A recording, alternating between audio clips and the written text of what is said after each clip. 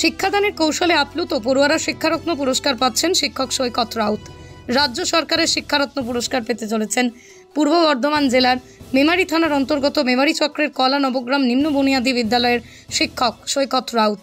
এই খবরে খুশির হাওয়া গোটা জেলাতে। সহ শিক্ষক হিসেবে কলা নবগ্রাম নিম্ন বুনিয়াদী প্রাথমিক বিদ্যালয়ে তিনি 10 বছরে কর্মরত।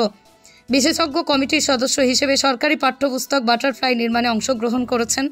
তার ঝুলিতে রয়েছে বিশেষজ্ঞ কমিটির সদস্য হিসেবে মুখ্যমন্ত্রীর কাছ থেকে সংবর্ধনা, রয়েছে ন্যাশনাল জার্নাল 2টি, ইন্টারন্যাশনাল জার্নালে রেখা প্রকাশ হয়েছে। এছাড়াও ছাত্রজীবনে আবৃত্তি সংবাদ পাঠের পুরস্কার তো অর্জন করেছেনই। আজ 5ই সেপ্টেম্বর শিক্ষক দিবসে এই শিক্ষককে প্রতি নতমস্তকে প্রণাম জানাই আমরা। খুব ভালো লাগছে এই শিক্ষারত্ন পুরস্কার পেয়ে।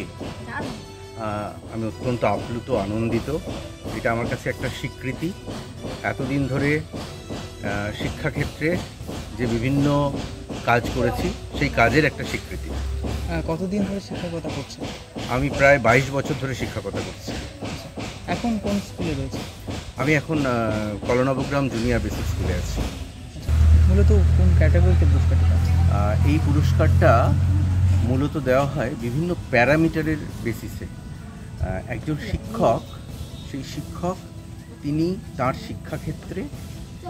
শিক্ষাক্ষেত্রের বাইরে, মানে তার প্রতিষ্ঠানের বাইরে অন্যান্য প্রতিষ্ঠানে তার অবদান, অর্থাৎ শিক্ষাকে এগিয়ে নিয়ে যাওয়ার জন্য তার অবদান, এবং সেই শিক্ষক সমাজে কী কী কাজ করেছেন সেই অবদান, সেই শিক্ষক তার শিক্ষাগত যোগ্যতা কতটা, এবং শিক্ষণ যে শিবির, সেই শিবিরে তার কি ভূমিকা, এরকম বিভিন্ন প্যারামিটার আছে। সেই প্যারামিটারের কে ভিত্তি করেই এই পুরস্কারকে দেওয়া হচ্ছে। কতজনকে দেয়া হয়েছে?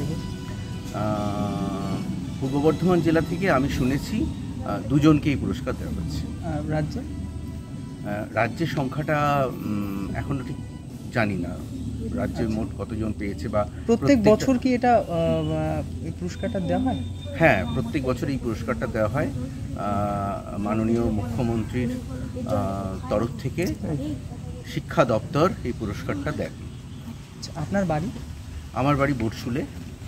আপনার নাম? আমার নাম শ্রী সৈকত রাউত। বয়স কত আপনার? আমার বয়স 43 বছর। আমি এই স্কুলে প্রায় 10 বছর আছি।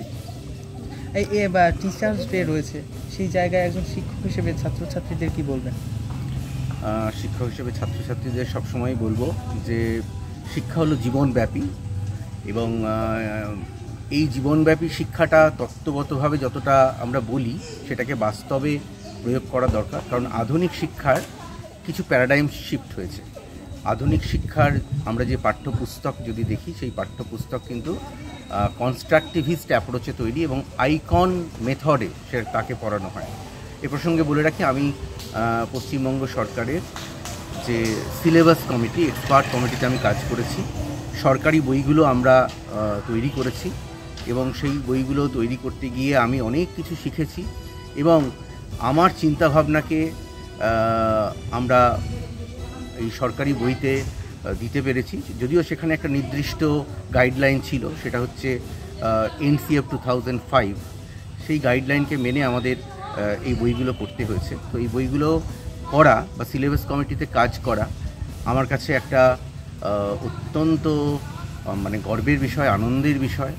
এবং এই সিলেবাস কমিটিতে আমি ক্লাস 1-এর আমার বই, ক্লাস 2-এর আমার বই, ক্লাস 3-র ইংলিশ বাটারফ্লাই, ক্লাস 4-এর ইংলিশ বাটারফ্লাই, ক্লাস 5-এর ইংলিশ বাটারফ্লাই, এই সমস্ত বইগুলোতে আমি টেক্সট প্রিপারেশন, অ্যাক্টিভিটি প্রিপারেশন, সামগ্রিকভাবে বইটা তৈরি, তো এইসবে কাজে আমি করেছি আমাদের সিলেবাস কমিটির পক্ষ থেকে, যেটাকে আমরা বর্তমানে expert committee on school education বলি।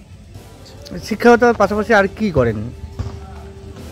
শিক্ষকতা ছাড়া আর শুনেছি আপনি টিচার ট্রেনার হিসেবেও কাজ করেছেন, তো সেই ক্ষেত্রে আপনি কোন ধরনের কাজ করছেন? হ্যাঁ, দেখুন, টিচার ট্রেনার এটা খুব আধুনিক শিক্ষা ব্যবস্থায় এটা একটা মানে কন্টিনিউয়াস প্রফেশনাল ডেভেলপমেন্ট, অর্থাৎ আমরা যে প্রফেশনে আছি এটা যদিও প্রফেশন ঠিক নয়, এটা একটা সেবা। তো এই শিক্ষকতা যদিও টিচার বর্ন টিচার, কিন্তু তাও যে বিভিন্ন সারা বিশ্বে যে চেঞ্জেসগুলো হচ্ছে সেই চেঞ্জেসগুলো সকলকে জানানোর জন্য এবং সার্বিকভাবে স্কুলের মান উন্নয়নের জন্য আমাদের মাঝে মাঝে কী হয় না বিভিন্ন প্রশিক্ষণ শিবিরের প্রয়োজন হয়। তো সেই প্রশিক্ষণ শিবিরে আমি টিচার ট্রেনার হিসাবে কাজ করেছি, প্রশিক্ষক হিসাবে কাজ করেছি। সেটা আমাদের ডিস্ট্রিক্ট লেভেলে করেছি, স্টেট লেভেলে করেছি, ন্যাশনাল লেভেলে করেছি, হ্যাঁ, এবং গ্রাসরুটে সার্কেল লেভেলে সেখানেও আমি কাজ করেছি। আর সর্বোপরি একটা টিচার্স ট্রেনিং কলেজ, সেই টিচার্স ট্রেনিং কলেজেও আমি অতিথি লেকচারার হিসেবে সেখানে আমি পড়িয়েছি, আমার অভিজ্ঞতা সেখানে শেয়ার করেছি যারা ডিএলএড ট্রেনিং তাদের কাছে। কারণ এই স্কুলের সাথে ডিএলএড ট্রেনিং একটা বিরাট সম্পর্ক আছে, কারণ যারা আজকে ডিএলএড ট্রেনিং করছেন তারাই কিন্তু ভবিষ্যতে স্কুলে আসবেন এবং স্কুলে পড়াবেন। তাই তারা যদি ঠিকমতো বিষয়গুলো জানেন তাহলে স্কুলেও কিন্তু তারা ঠিকমতো পাঠদান করতে পারবে। এছাড়াও আমি ন্যাশনাল লেভেল এনসিইআরটিতে ইন্টেন্সিভ ট্রেনিং প্রোগ্রাম অ্যাটেন্ড করেছি, কস্তুরবা গান্ধী বালিকা বিদ্যালয় এবং এনসিইআরটির মাস্টার ট্রেনার হিসেবে কাজ করেছি, যেগুলো আমাকে টেক্সট বই তৈরি করতে ব্যাপকভাবে সাহায্য করেছে, বিপুলভাবে সাহায্য করেছে। তাছাড়াও RIE Regional Institute of Education, RIE Regional Institute of Education, সেখানে আমি আমার রিসার্চ পেপার পাবলিশ হয়েছে এবং ইন্টারন্যাশনাল লেভেলে এলটাইতেও আমার রিসার্চ পেপার পাবলিশ হয়েছে।